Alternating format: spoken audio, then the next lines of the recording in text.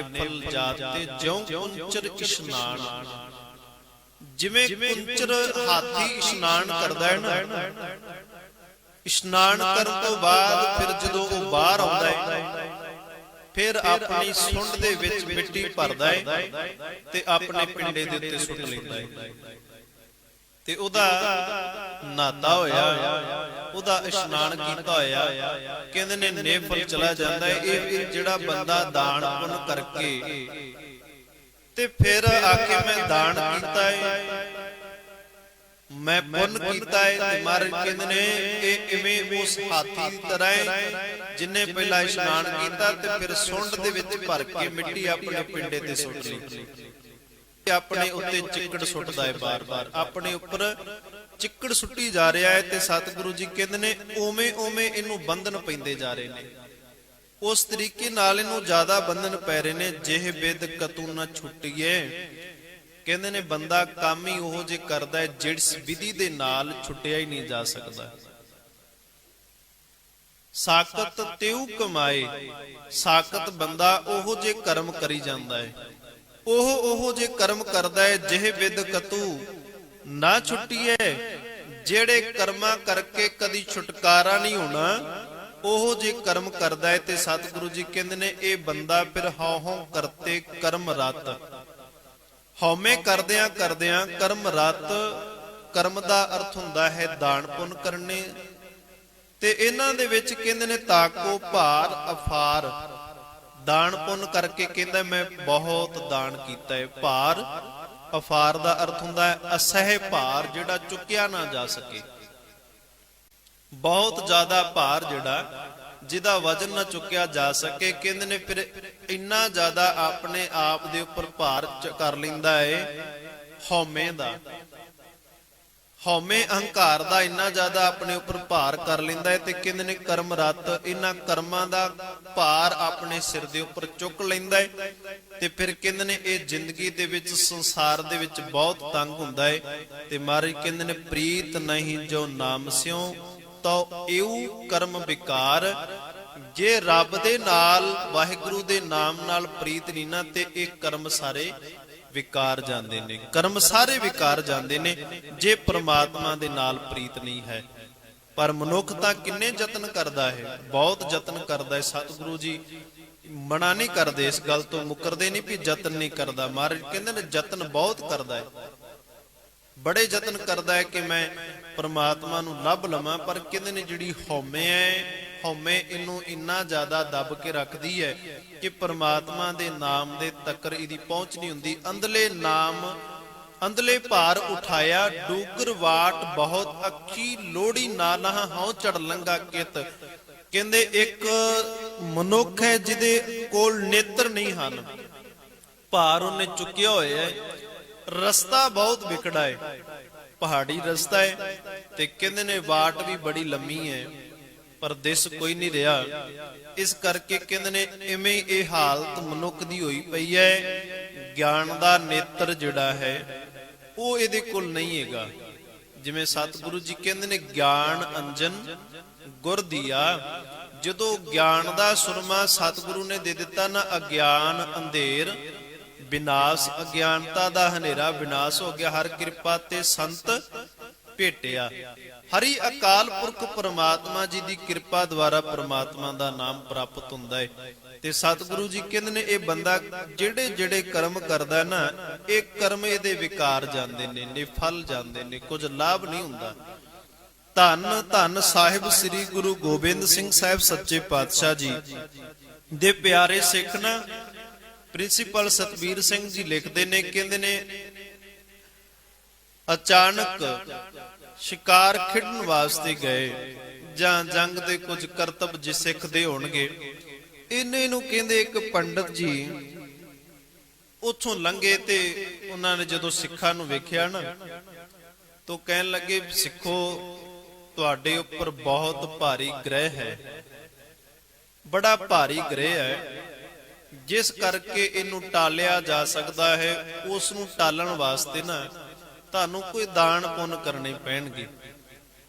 ਜਿਵੇਂ ਉਹ ਗ੍ਰਹਿ ਕਿਹੜਾ ਸੀ, ਉਹ ਗ੍ਰਹਿ ਸੀ ਸ਼ਨੀ ਗ੍ਰਹਿ। ਤੇ ਉਹ ਗੁਰਸਿੱਖ ਪਿਆਰੇ ਕਹਿੰਦੇ ਨੇ ਇਸ ਬਾਰੇ ਤਾਂ ਸਾਡੇ ਗੁਰੂ ਸਾਹਿਬ ਹੀ ਤੈਨੂੰ ਵਿਚਾਰ ਦੱਸ ਸਕਦੇ ਨੇ। ਇਹਨਾਂ ਨੇ ਕੀ ਕੀਤਾ, ਉਸ ਪੰਡਤ ਜੀ ਨੂੰ ਗੁਰੂ ਗੋਬਿੰਦ ਸਿੰਘ ਸਾਹਿਬ ਸੱਚੇ ਪਾਤਸ਼ਾਹ ਜੀ ਦੇ ਕੋਲ ਲੈ ਗਏ। ਜਦੋਂ ਲੈ ਗਏ ਨਾ ਤੇ ਪੰਡਤ ਜੀ ਨੂੰ ਪੁੱਛਦੇ ਨੇ ਗੁਰੂ ਸਾਹਿਬ, ਕਹਿਣ ਲੱਗੇ ਪੰਡਤ ਜੀ ਤੁਸੀਂ ਸਿੱਖਾਂ ਨੂੰ ਆਖਿਆ ਹੈ ਕਿ ਸਾਡੇ ਉੱਪਰ ਸ਼ਨੀ ਦਾ ਬਹੁਤ ਕਰੋਪ ਹੈ, ਤੇ ਇਹ ਦੱਸੋ ਵੀ ਇਸ ਕਰੋਪੀ ਨੂੰ ਹਟਾਉਣ ਵਾਸਤੇ ਕਰਨਾ ਕੀ ਪਏਗਾ। ਉਹ ਕਹਿਣ ਲੱਗਾ ਜੀ ਬਹੁਤ ਸਾਰਾ ਲੋਹਾ ਦਾਨ ਕਰਨਾ ਪੈਂਦਾ, ਜੋ ਸ਼ਨੀ ਦੀ ਮੰਗ ਹੈ। ਸਤਨਾਜਾ ਕਿਉਂਕਿ ਇਹ ਸੂਰਜ ਦਾ ਪੁੱਤਰ ਸੀ ਤੇ 7 ਭਰਾਵਾਂ ਦਾ ਛੋਟਾ ਭਰਾ ਸੀ, ਰੰਗ ਥੋੜਾ ਜਿਹਾ ਕਾਲਾ ਸੀ, ਕਰੂਪ ਸੀ। ਬਾਕੀਆਂ ਦਾ ਵਿਆਹ ਹੋ ਜਾਂਦਾ ਹੈ ਤੇ ਇਹ ਵਿਚਾਰਾ ਕਰੂਪ ਹੋਣ ਕਰਕੇ ਇਹਦਾ ਰੰਗ ਕਾਲਾ ਸੀ, ਕਰੂਪ ਸੀਗਾ, ਜਿਸ ਕਰਕੇ ਇਹਦਾ ਵਿਆਹ ਨਾ ਹੋ ਸਕਿਆ। ਤੇ ਮਾਂ ਨੇ ਇਹਨੂੰ ਸੰਧੂਰ ਲਾਇਆ ਕਰਨਾ ਵੀ ਇਹਦਾ ਰੰਗ ਜਿਹੜਾ ਨਾ ਉਹ ਛੁਪ ਜਾਵੇ। ਤੇ ਸੂਰਜ ਇੱਕ ਦਿਨ ਚਲਾਣਾ ਕਰ ਗਿਆ ਤੇ ਕਹਿੰਦੇ ਨੇ ਉਸ ਤੋਂ ਬਾਅਦ ਜਿਹੜੀ ਉਹਦੀ ਪਤਨੀ ਹੈ ਸ਼ਨਿਚਰ ਦੀ ਮਾਂ, ਉਹ ਵੀ ਕਹਿੰਦੇ ਨਾਲ ਸਤੀ ਹੋ ਜਾਂਦੀ ਤੇ ਇਹ ਵਿਚਾਰਾ ਫਿਰ ਇਕੱਲਾ ਰਹਿ ਜਾਂਦਾ ਹੈ। ਤੇ ਫਿਰ ਇਹ ਆਪਣੀਆਂ ਭਰਜਾਈਆਂ ਨੂੰ ਕਹਿੰਦਾ ਹੈ, ਭਰਾਵਾਂ ਨੂੰ ਕਹਿੰਦਾ ਹੈ ਵੀ ਮੇਰਾ ਕਿਹੜਾ ਕੋਈ ਘਰ ਹੈਗਾ ਤੇ ਮੈਨੂੰ ਭੋਜਨ ਦੇ ਦਿਆ ਕਰੋ। ਫਿਰ ਉਹਨਾਂ ਨੇ ਕੀ ਕਰਨਾ, ਇਹਨੂੰ ਭੋਜਨ ਦੇ ਦਿਆ ਕਰਨਾ। 7 ਘਰਾਂ ਦੇ ਵਿੱਚੋਂ ਕਿਸੇ ਨੇ ਕਿਸੇ ਪ੍ਰਕਾਰ ਦਾ ਭੋਜਨ ਦੇਣਾ, ਕਿਸੇ ਨੇ ਕੋਈ ਸਬਜ਼ੀ ਨੂੰ ਦੇ ਦਿਆ ਕਰਨੀ, ਤਾਂ ਉਹ ਇੱਕੇ ਭਾਂਡੇ ਦੇ ਵਿੱਚ ਪਾ ਲਿਆ ਕਰਨੀ। ਉਹ ਇੱਕੇ ਭਾਂਡੇ ਦੇ ਵਿੱਚ ਪੈਣ ਕਰਕੇ ਉਹ ਬਣ ਗਿਆ ਸਤਨਾਜਾ, 7 ਤਰ੍ਹਾਂ ਦਾ ਭੋਜਨ। ਇਸ ਤਰੀਕੇ ਦੇ ਨਾਲ ਇਹਨੂੰ ਦਿਆ ਕਰਨਾ। ਤੇ ਉਹਨਾਂ ਨੇ ਗਹਿਣੇ ਪਾਇਆ ਕਰਨੇ, ਇਹਨੂੰ ਲੋਹਾ ਪਾਉਣ ਵਾਸਤੇ ਦੇ ਦਿਆ ਕਰਨਾ, ਲੋਹੇ ਦਲਾਏ ਦੇ ਕੁਝ ਪਾ ਛੱਡਿਆ ਕਰਨਾ। ਉਸ ਤੋਂ ਬਾਅਦ ਜਦੋਂ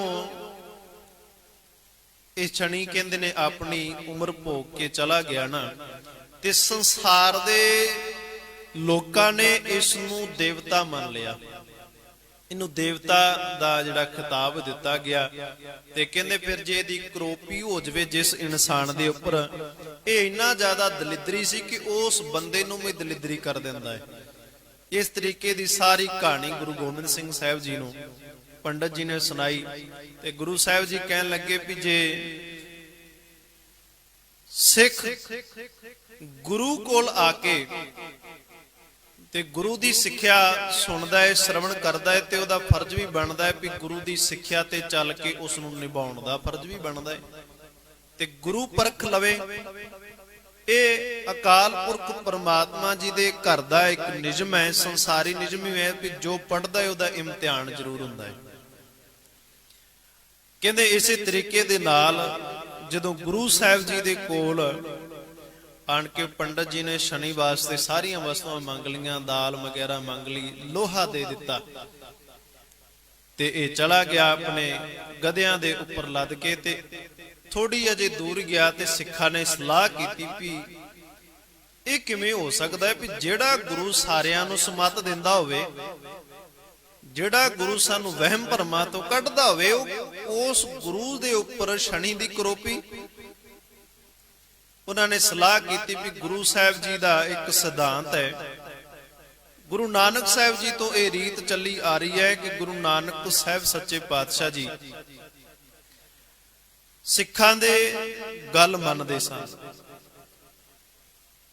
ਬਾਬਾ ਬੁੱਢਾ ਸਾਹਿਬ ਜੀ, ਗੁਰੂ ਅੰਗਦ ਸਾਹਿਬ ਸੱਚੇ ਪਾਤਸ਼ਾਹ ਜੀ, ਗੁਰੂ ਅਰਜਨ ਸਾਹਿਬ ਸੱਚੇ ਪਾਤਸ਼ਾਹ ਜੀ, ਬਾਬਾ ਬੁੱਢਾ ਸਾਹਿਬ ਜੀ ਦੇ ਬਹੁਤ ਸਲਾਹ ਕਰਕੇ ਇਹਨਾਂ ਦੇ ਗੱਲ ਮੰਨ ਕੇ, ਬੇਸ਼ੱਕ ਗੁਰੂ ਸਾਹਿਬਾਨ ਦੇ ਅਧੀਨ ਚੱਲਣਾ, ਹੁਕਮ ਦੇ ਵਿੱਚ ਚੱਲਣਾ ਹੈ, ਪਰ ਸਿੱਖਾਂ ਦਾ ਵੀ ਬਹੁਤ ਵੱਡਾ ਕਿਰਦਾਰ ਰਿਹਾ। ਤੇ ਇਹਨਾਂ ਸਿੱਖਾਂ ਨੇ ਕੀ ਕੀਤਾ, ਪੰਡਤ ਜੀ ਨੂੰ ਘੇਰ ਲਿਆ ਤੇ ਕਹਿਣ ਲੱਗੇ ਪੰਡਤ ਜੀ ਇਹ ਸਾਰਾ ਸਮਾਨ ਕਿੱਥੇ? ਕਹਿੰਦੇ ਜੀ ਇਹ ਤਾਂ ਹੁਣ ਮੇਰਾ ਹੀ ਹੋ ਗਿਆ, ਸ਼ਨੀ ਦੇਵਤੇ ਦੀ ਕਰੋਪੀ ਹੈ। ਇਸ ਕਰਕੇ ਪੰਡਤ ਜੀ ਨੂੰ ਕਹਿਣ ਲੱਗੇ ਪੰਡਤ ਜੀ ਅਸੀਂ ਇਹੋ ਜੀਆਂ ਕਰੋਪੀਆਂ ਨੂੰ ਝੱਲਦੇ ਆ ਰਹੇ ਹਾਂ, ਇਹੋ ਜੀਆਂ ਕਰੋਪੀਆਂ ਅਸੀਂ ਕਈ ਖਤਮ ਕੀਤੀਆਂ, ਕਈ ਕਰਾਂਗੇ। ਇਸ ਕਰਕੇ ਪੰਡਤ ਜੀ ਦੇ ਕੋਲੋਂ ਉਹ ਸਾਰਾ ਸਮਾਨ ਲੋਹਾ ਲੈ ਕੇ ਆਂਦਾ, ਤੇ ਜੋ ਇਤਿਹਾਸ ਦੇ ਵਿੱਚ ਲਿਖਿਆ ਹੈ ਕਿ ਉਸ ਲੋਹੇ ਨੂੰ ਲੋਹਗੜ੍ਹ ਦੇ ਵਿੱਚ ਲੈ ਕੇ ਆਣ ਕੇ ਤੇ ਕਹਿੰਦੇ ਉਸ ਦੇ ਕੜੇ ਬਣਾ ਕੇ ਤੇ ਹੱਥਾਂ ਦੇ ਵਿੱਚ ਸਿੱਖਾਂ ਨੇ ਪਾ ਲਏ, ਤੇ ਜੋ ਦਾਲ ਵਗੈਰਾ ਸੀ ਉਸ ਦਾ ਲੰਗਰ ਲਗਾ ਦਿੱਤਾ। ਜਦੋਂ ਇਹ ਗੱਲ ਧੰਨ ਧੰਨ ਸਾਹਿਬ ਸ੍ਰੀ ਗੁਰੂ ਗੋਬਿੰਦ ਸਿੰਘ ਸਾਹਿਬ ਸੱਚੇ ਪਾਤਸ਼ਾਹ ਜੀ ਨੂੰ ਪਤਾ ਲੱਗੀ ਤੇ ਉਹਨਾਂ ਸਿੱਖਾਂ ਨੂੰ ਬੁਲਾਇਆ ਗਿਆ। ਉਹ ਕਹਿਣ ਲੱਗੇ ਮਹਾਰਾਜ ਤੁਸੀਂ ਆਪੇ ਗੁਰਚੇਲਾ ਵਾਲਾ ਜਿਹੜਾ ਸੀ ਨਾ ਖਿਤਾਬ ਸਾਨੂੰ ਦਿੱਤਾ ਹੈ, ਇਸ ਕਰਕੇ ਅਸੀਂ ਆਪ ਤੁਹਾਡੀ ਸਿੱਖਿਆ ਨੂੰ ਗ੍ਰਹਿਣ ਕਰਦੇ ਹਾਂ। ਗੁਰੂ ਨਾਨਕ ਸਾਹਿਬ ਸੱਚੇ ਪਾਤਸ਼ਾਹ ਜੀ ਦੇ ਮਾਰਗ ਤੇ ਚੱਲਦੇ ਹੋਏ, ਇਹਨਾਂ ਵਹਿਮਾਂ ਭਰਮਾਂ ਦਾ ਖੰਡਨ ਕਰਦੇ ਹੋਏ, ਤੁਹਾਡੀ ਸਿੱਖਿਆ ਤੇ ਚੱਲਦੇ ਹੋਏ ਅਸੀਂ ਇਹਨਾਂ ਕਰਮਾਂ ਨੂੰ ਨਹੀਂ ਮੰਨਦੇ, ਇਸ ਕਰਕੇ ਅਸੀਂ ਆਪਣੇ ਹੱਥ ਦੇ ਵਿੱਚ ਉਸ ਲੋਹੇ ਦੇ ਕੜੇ ਬਣਾ ਕੇ ਪਾਲੇ ਨੇ, ਤੇ ਜਿਹੜਾ ਕੜਾ ਅੱਜ ਤੱਕ ਸਾਡੇ ਹੱਥ ਦੇ ਵਿੱਚ ਸੁਸ਼ੋਭਿਤ ਹੈ, ਜਿਹੜਾ ਸਾਨੂੰ ਵਹਿਮਾਂ ਭਰਮਾਂ ਤੋਂ ਪਖੰਡਾਂ ਤੋਂ ਦੂਰ ਕਰਦਾ ਹੈ। ਭਾਈ ਗੁਰਦਾਸ ਜੀ ਕਹਿੰਦੇ ਨੇ ਨਾ, ਸੌਣ ਸਗਨ ਵਿਚਾਰਨੇ ਨਵ ਗ੍ਰਹਿ 12 ਰਾਸ ਵਿਚਾਰਾ। ਕਹਿੰਦੇ ਨੇ ਆ ਸੌਣ ਦਾ ਮਹੀਨਾ ਜੀ, ਆ ਸ਼ਗਨ ਹੈ ਜੀ, ਆਪ ਸ਼ਗਨ ਹੈ। 9 ਕਹਿੰਦੇ ਨੇ ਗ੍ਰਹਿ ਮੰਨ ਲੈ, 12 ਰਾਸੀਆਂ ਬਣਾ ਲੀਆਂ ਬੰਦੇ ਨੇ। ਸੌਣ ਸ਼ਗਨ ਵਿਚਾਰਨੇ 9 ਗ੍ਰਹਿ 12 ਰਾਸ ਵਿਚਾਰਾ। ਤੇ ਅਗਲੀ ਉਦਾਹਰਨ ਦਿੰਦੇ ਨੇ, ਕਹਿੰਦੇ ਨੇ ਕਾਮਨ ਟੂਣੇ, ਜਿਹੜੀ ਕਾਮਨ ਹੈ ਨਾ ਉਹ ਟੂਣੇ ਕਰਦੀ ਹੈ। ਕਾਮਨ ਟੂਣੇ ਕੌਣ ਸੀ? ਤੇ ਕਹਿੰਦੇ ਨੇ ਇਸ ਤਰੀਕੇ ਦੇ ਨਾਲ ਔਸੀਆਂ, ਕਾਮਨ ਟੂਣੇ ਔਸੀਆਂ ਕੋਨਸ ਬਾਰ-ਬਾਰ ਪਸਾਰਾ। ਤੇ ਕਹਿੰਦੇ ਨੇ ਇਹ ਕੌਂਸੀਆਂ ਦਾ ਜਿਹੜਾ ਇੱਕ ਦੂਜੇ ਨੂੰ ਚੁਗਲੀਆਂ ਕਰਨੀਆਂ, ਕੰਨਾਂ ਦਾ ਕੱਚਾ ਬੰਦਾ, ਔਸੀਆਂ ਇਹ ਗਹਿਰਾ, ਹੋਰ ਟੂਣੇ ਟਾਮਣ ਕਰਨੇ। ਕਹਿੰਦੇ ਨੇ ਇਹਦਾ ਬਾਰ-ਬਾਰ ਪਸਾਰਾ ਵੱਧਦਾ ਜਾ ਰਿਹਾ ਹੈ, ਬਾਰ-ਬਾਰ ਪਸਰਦਾ ਜਾ ਰਿਹਾ। ਗਧੋਂ ਕੁੱਤੇ ਬਿੱਲੀਆਂ ਇੱਲ ਮਿਠਾਲੀ ਗਿੱਦੜ ਛਾਰਾ। ਕਿਤੇ ਗਧਾ ਆਵਾਜ਼ ਦੇ ਦੇਵੇ, ਕੰਮ ਤੇ ਚੱਲਿਆ ਬੰਦਾ, ਕਹਿੰਦੇ ਨੇ ਗਧੇ ਨੇ ਆਵਾਜ਼ ਦੇ ਦਿੱਤੀ ਤੇ ਵਹਿਮ ਮੰਨ ਲਿਆ, ਬਿੱਲੀ ਲੰਘ ਗਈ ਵਹਿਮ ਮੰਨ ਲਿਆ, ਕੁੱਤਾ ਕੰਨ ਝਾੜ ਦੇਵੇ ਵਹਿਮ ਮੰਨ ਲਿਆ, ਗਿੱਦੜ ਵਾਂਗ ਪਿਆ ਮਹਿੰਗ ਮੰਨ ਲਿਆ। ਇਸ ਤਰੀਕੇ ਦੇ ਨਾਲ ਕਹਿੰਦੇ ਨੇ ਬੰਦੇ ਦੇ ਵਹਿਮ ਵੱਧਦੇ ਜਾ ਰਹੇ ਨੇ, ਬੰਦੇ ਦੇ ਅੰਦਰ ਦੇ ਵਹਿਮ ਵੱਧਦੇ ਜਾ ਰਹੇ ਨੇ। ਤੇ ਮਹਾਰਾਜ ਭਾਈ ਗੁਰਦਾਸ ਜੀ ਫਿਰ ਅਗਲੀ ਉਦਾਹਰਨ ਦਿੰਦੇ ਨੇ, ਕਹਿੰਦੇ ਨੇ ਕੋਈ ਸਮੁੰਨ ਸਮਾਧ ਲਗਾ ਕੇ ਬੈਠਾ ਹੋਇਆ ਹੈ, ਕਿਸੇ ਸਮਾਧੀ ਲਾਈ ਹੋਈ ਹੈ, ਤੇ ਕਿਸੇ ਨੇ ਮੜੀਆਂ ਨੂੰ ਪੂਜਣਾ ਸ਼ੁਰੂ ਕਰ ਦਿੱਤਾ।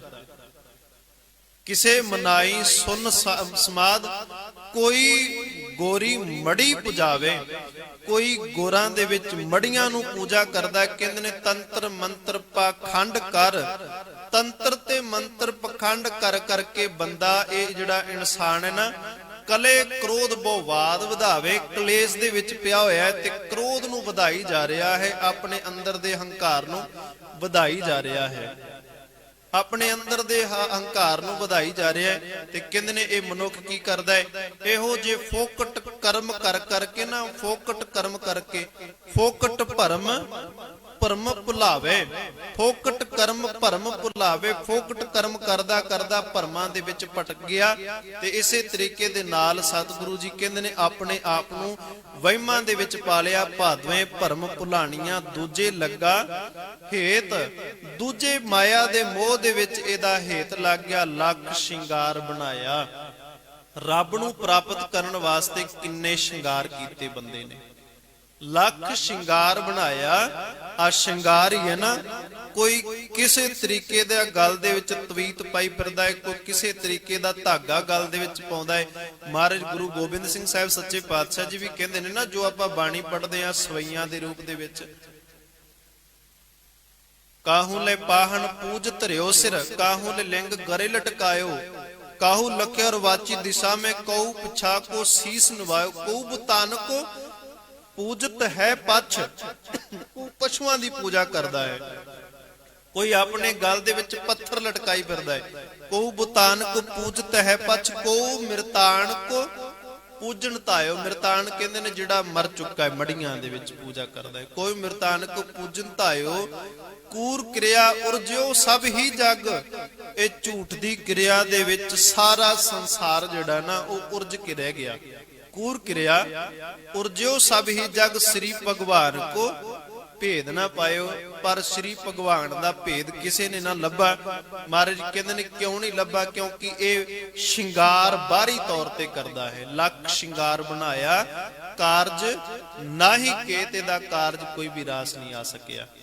ਕਿਉਂ? ਕਿਉਂਕਿ ਇਸ ਦੇ ਵਿੱਚ ਲੱਗ ਗਿਆ। ਤੇ ਸਤਿਗੁਰੂ ਜੀ ਕਹਿੰਦੇ ਨੇ ਪ੍ਰੀਤ ਨਹੀਂ ਜੋ ਨਾਮ ਸਿਉ ਤੇ ਇਹੂ ਕਰਮ ਵਿਕਾਰ। ਜੇ ਸੱਚੇ ਪ੍ਰਮਾਤਮਾ ਦੇ ਨਾਲ ਪ੍ਰੀਤ ਨਹੀਂ ਨਾ ਤੇ ਬਾਹਰੀ ਤੌਰ ਦੇ ਜਿਹੜੇ ਚਿੰਨ ਨੇ, ਬਾਹਰੀ ਤੌਰ ਦੇ ਵਿਖਾਵੇ ਜਿਹੜੇ ਨੇ, ਉਹ ਇਵੇਂ ਵਿਕਾਰ ਹੀ ਜਾਂਦੇ ਨੇ। ਇਹੂ ਕਰਮ ਵਿਕਾਰ ਬਾਧੇ ਜਮ ਕੀ ਜੇਵਰੀ। ਇਹ ਮਨੁੱਖ ਫਿਰ ਜਮਾਂ ਦੀ ਜੇਵਰੀ ਦੇ ਵਿੱਚ ਵੱਜਿਆ ਜਾਂਦਾ ਹੈ। ਮਿੱਠੀ ਮਾਇਆ ਰੰਗ, ਮਾਇਆ ਦਾ ਜਿਹੜਾ ਰੰਗ ਹੈ ਨਾ ਬਹੁਤ ਜ਼ਿਆਦਾ ਮਿੱਠਾ ਹੈ। ਮਾਇਆ ਬਹੁਤ ਪ੍ਰਭਾਵਿਤ ਕਰਦੀ ਹੈ ਇਸ ਸਰੀਰ ਨੂੰ। ਮਾਇਆ ਜਿਹੜੀ ਹੈ ਨਾ ਉਹ ਇਸ ਨੂੰ ਬਹੁਤ ਖਿੱਚਦੀ ਹੈ, ਜਿਸ ਕਰਕੇ ਇਹ ਪਰਮਾਤਮਾ ਦੇ ਨਾਮ ਨੂੰ ਭੁਲਾ ਦਿੰਦਾ ਹੈ, ਵਾਹਿਗੁਰੂ ਦੇ ਨਾਮ ਨੂੰ ਭੁਲਾ ਛੱਡਦਾ ਹੈ। ਤੇ ਸਤਿਗੁਰੂ ਜੀ ਕਹਿੰਦੇ ਨੇ ਭ੍ਰਮ ਕੇ ਮੋਹੇ ਨਾ ਬੁੱਝੇ।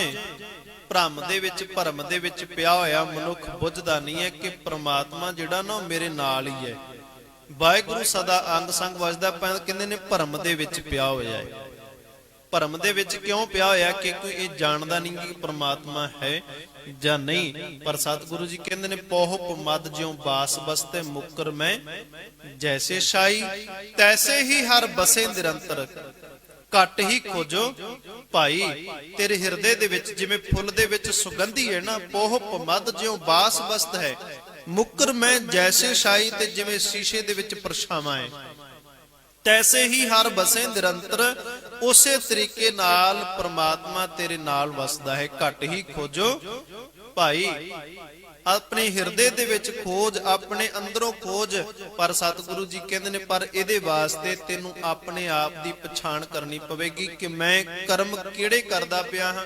ਕਹੋ ਨਾਨਕ ਬਿਨ ਆਪਾ ਚੀਨੇ ਮਿਟੇ ਨਾ ਭਰਮ ਕੀ ਕਾਈ। ਕਾਈ ਕਹਿੰਦੇ ਜਿਵੇਂ ਪਾਣੀ ਦੇ ਉੱਪਰ, ਜਿੱਥੇ ਪਾਣੀ ਖੜਾ ਰਵੇ ਨਾ ਤੇ ਉਹ ਕਾਈ ਜਿਹੜੀ ਪਾਣੀ ਦੇ ਉੱਪਰ ਖੜ ਜਾਂਦੀ ਆਣ ਕਿ ਉਹ ਪਾਣੀ ਨੂੰ ਦਿਸਣ ਨਹੀਂ ਦਿੰਦੀ, ਫਿਰ ਉਸ ਨੂੰ ਹਰੀ ਹਰੀ ਉਹਨੂੰ ਕਿਹਾ ਜਾਂਦਾ ਕਾਈ। ਇਵੇਂ ਕਹਿੰਦੇ ਨੇ ਸਾਡੇ ਉੱਪਰ ਭਰਮ ਦੀ ਕਾਈ ਪਈ ਹੋਈ ਹੈ। ਸਾਨੂੰ ਪ੍ਰਮਾਤਮਾ ਆਪਣੇ ਹਿਰਦੇ ਦੇ ਵਿੱਚ ਨਜ਼ਰ ਨਹੀਂ ਆ ਰਿਹਾ। ਜਨ ਨਾਨਕ ਬਿਨ ਆਪਾ ਚੀਨੇ। ਜਿੰਨਾ ਚਿਰ ਅਸੀਂ ਆਪਣੇ ਆਪ ਨੂੰ ਪਛਾਣਦੇ ਨਹੀਂ ਨਾ, ਉਹਨਾਂ ਚਿਰ ਇਹ ਭਰਮ ਦੀ ਕਾਈ ਮਿਟਣੀ ਨਹੀਂ। ਮਹਾਰਾਜ ਕਹਿੰਦੇ ਨੇ ਭਰਮ ਕੇ ਮੋਹੇ ਨਾ ਬੁੱਝੇ। ਭਰਮ ਦੇ ਵਿੱਚ ਪਿਆ ਹੋਇਆ ਬੰਦਾ ਇਸ ਗੱਲ ਨੂੰ ਜਾਣਦਾ ਨਹੀਂ ਹੈ। ਸੋ ਪ੍ਰਭ ਸਦਹੂ ਸੰਗ ਕੇ ਉਹ ਪ੍ਰਮਾਤਮਾ ਸਦਾ ਹੀ ਮੇਰੇ ਸੰਗ ਹੈ। ਉਹ ਪ੍ਰਮਾਤਮਾ ਹਰ ਵੇਲੇ ਮੇਰੇ ਨਾਲ ਮੌਜੂਦ ਹੈ। ਤੇ ਉਸ ਅਕਾਲ ਪੁਰਖ ਪ੍ਰਮਾਤਮਾ ਨੂੰ ਪ੍ਰਾਪਤ ਕਰਨਾ ਵੀ ਕੋਈ ਬਹੁਤਾ ਔਖਾ ਨਹੀਂ ਹੈ। ਪਰ ਸਤਿਗੁਰੂ ਜੀ ਕਹਿੰਦੇ ਨੇ ਇਹਦੇ ਅੰਦਰ ਇੱਕੋ ਇੱਕ ਗੱਲ ਹੈ ਕਿ ਕਾਮ ਕ੍ਰੋਧ ਦਾ ਹੰਕਾਰ ਦਾ ਇਹ ਮਾਰਿਆ ਹੋਇਆ ਬੰਦਾ ਕੇਵਲ ਇਹੀ ਆਖੀ ਜਾਂਦਾ ਹੈ ਕਿ ਮੇਰੀ ਸ਼ੋਭਾ ਹੋਵੇ ਸੰਸਾਰ ਦੇ ਵਿੱਚ। ਪਰ ਗੁਰਬਾਣੀ ਨੇ ਇਹ ਗੱਲ ਸਪਸ਼ਟ ਕੀਤੀ ਕਿ ਜੇ ਬੰਦਿਆ ਤੂੰ ਆਪਦੀ ਸ਼ੋਭਾ ਲੋਚਦਾ ਨਾ, ਤੈਨੂੰ ਨੀਵਾਂ ਹੋ ਕੇ ਚੱਲਣਾ ਪੈਣਾ, ਆਪਣੇ ਆਪ ਨੂੰ ਨੀਵਾਂ ਰੱਖ ਕੇ ਚੱਲਣਾ ਪੈਣਾ। ਜੇ ਕੋ ਆਪਣੇ ਆਪ ਨੂੰ ਤੂੰ ਭਲਾ ਕਹਾਉਣਾ ਚਾਹੁੰਦਾ ਨਾ ਤੇ ਤੇਰੇ ਅੰਦਰ ਭਲਾਈ ਆਵੇ। ਪਰ ਸਤਿਗੁਰੂ ਜੀ ਕਹਿੰਦੇ ਨੇ ਜੇ ਤੂੰ ਆਪਣੇ ਆਪ ਨੂੰ ਆਖੀ ਜਾਵੇਂ ਮੈਂ ਭਲਾਏ ਤੇ ਤਿਸੇ ਭਲਾਈ ਨਿਕਟ ਨ ਆਵੇ। ਜੇ ਕੋ ਆਪਣੀ ਸ਼ੋਭਾ ਲੋਰੇ, ਜੇ ਕੋਈ ਚਾਹੁੰਦਾ ਹੈ ਕਿ ਮੇਰੀ ਸੰਸਾਰ ਦੇ ਵਿੱਚ ਸ਼ੋਭਾ ਹੋਵੇ, ਸਾਧ ਸੰਗ ਇਹ ਹਉਮੈ ਛੋਰੇ। ਹਉਮੈ ਨੂੰ ਛੱਡਣਾ ਪਵੇਗਾ, ਹਉਮੈ ਨੂੰ ਤਿਆਗਣਾ ਪਵੇਗਾ। ਤੇ ਮਹਾਰਾਜ ਕਹਿੰਦੇ ਨੇ ਫਿਰ ਉਦੋਂ ਪਰਮਾਤਮਾ ਦਾ ਨਾਮ ਹਿਰਦੇ ਦੇ ਵਿੱਚ ਟਿਕ ਜਾਏਗਾ। ਜਿਵੇਂ ਸਤਿਗੁਰੂ ਅੱਜ ਦਾ ਬਚਨ ਕਰਦੇ ਨੇ ਮਿਥਨ ਮੋਹ ਅਗਨ ਸ਼ੋਕ ਸਾਗਰ। ਇਹ ਸਤਿਗੁਰੂ ਜੀ ਉਹ ਸੰਸਾਰ ਦੇ ਵਿੱਚ ਮਿਥੇ ਹੋਏ ਮੋਹ ਦਾ, ਤੇ ਇਉਂ ਲੱਗਦਾ ਕਿ ਜਿਵੇਂ ਇਸ ਮਿਥੇ ਮੋਹ ਦੀਆਂ ਅਗਨਾਂ ਦੀਆਂ ਸਾਗਰ ਦੀਆਂ ਲਹਿਰਾਂ ਵਗਦੀਆਂ ਨੇ। ਇਨਾ ਕਹਿੰਦੇ ਨੇ ਮੋਹ ਦੀ ਅੱਗ ਸੰਸਾਰ ਦੇ ਵਿੱਚ ਪੋ ਰਹੀ ਹੈ। ਮਿਥਨ ਮੋਹ ਅਗਨ ਸ਼ੋਕ ਸਾਗਰ ਕਰ ਕਿਰਪਾ ਉਦਰ ਹਰ ਨਾਗਰ। ਹੇ ਵਾਹਿਗੁਰੂ ਸਾਡੇ ਉੱਪਰ ਕਿਰਪਾ ਕਰ ਤਾਂ ਕਿ ਅਸੀਂ ਇਸ ਭਾਵਜਲ ਸੰਸਾਰ ਸਮੁੰਦਰ ਨੂੰ ਪਾਰ ਹੋ ਸਕੀਏ। ਇਸ ਭਾਵਜਲ ਸਮੁੰਦਰ ਤੋਂ ਆਪਣੇ ਆਪ ਨੂੰ ਪਾਰ ਉਤਾਰਾ ਕਰ ਸਕੀਏ। ਮਹਾਰਾਜ ਕਹਿੰਦੇ ਨੇ ਸ਼ਰਾਵਗ ਸੁਧ ਸਮੂਹ ਸਿਧਾਨ ਕੇ ਦੇਖ ਪ੍ਰਿਓ ਘਰ ਜੋਗ ਜਤੀ ਕੇ ਬੜੇ ਜੋਗੀ ਦਿਸੇ ਮੈਂ। ਸ਼ਰਾਵਗ ਸੁਧ, ਸੋਧੀ ਰੱਖਣ ਵਾਲੇ, ਸ਼ਰਾਵਗ ਸੁਧ ਸਮੂਹ ਸਿਧਾਨ ਕੇ, ਸਿੱਧਾਂ ਦੇ ਜੋਗੀਆਂ ਦੇ ਘਰ ਦੇਖੇ। ਦੇਖ ਪ੍ਰਿਓ ਘਰ ਜੋਗ ਜਤੀ ਕੇ ਸੁਧ ਸੁਧਾਦਕ ਸਿੱਧ। ਕਿੰਨੇ ਸੋਧੀ ਰੱਖਣ ਵਾਲੇ, ਸੁਚਮਤਾ ਰੱਖਣ ਵਾਲੇ, ਆਪਣੇ ਆਪ ਨੂੰ ਪਵਿੱਤਰ ਰੱਖਣ ਵਾਲੇ। ਪਰ ਮਹਾਰਾਜ ਨੇ ਇੱਕ ਗੱਲ ਸਾਨੂੰ ਕਹਿ ਦਿੱਤੀ, ਕਹਿੰਦੇ ਨੇ ਏਕ ਰਤੀ ਬਿਨ ਏਕ ਰਤੀ ਕੇ।